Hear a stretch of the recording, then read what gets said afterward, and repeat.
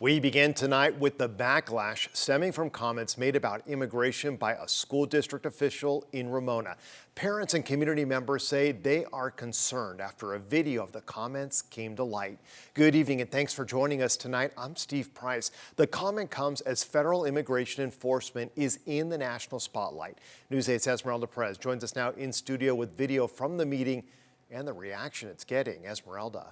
Well, I have since talked with parents in the district who found the remark upsetting. The controversial comments came during a school board meeting Wednesday. Video of that moment has since spread throughout the community. Take a look. A practical perspective, the more illegal aliens with children are deported from Ramona, the better the student-to-teacher ratio, and the better the quality of education for our American and legal immigrant children. Better or lower student-to-teacher ratios are also what teacher unions advocate for. That was Ramona Unified School District Board Member Trustee Maya Phillips during Wednesday's meeting. Her remarks are sparking concern from some parents, including Talia Amaya, a parent in the district. She reached out to News 8 after listening to the comments. It's really upsetting.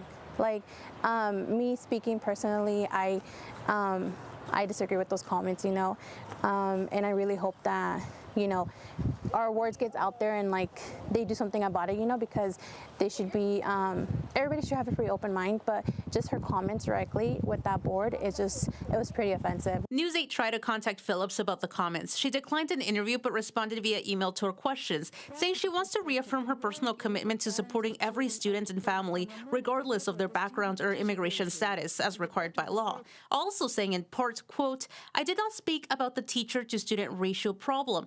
I shared a factually correct observation about the potential practical effects of federal immigration enforcement policies. I did not use any words that would suggest my preference for one side or another. I did not express a personal opinion. My observation was factual, neutral, and legally compliant." We also reached out to Board President Darren Drum, who tells us these comments were not made on behalf of the entire board or the district, and says on a personal note he vehemently disagrees with and condemns them. Still, the impact remains. Jenny Velasco, a parent, says she watched the video multiple times to confirm what was said. I think as educators, the children always come first, right? Their safety, them feeling included, them feeling like they belong, So it's just unfortunate to know that in 2026, we're still having these conversations of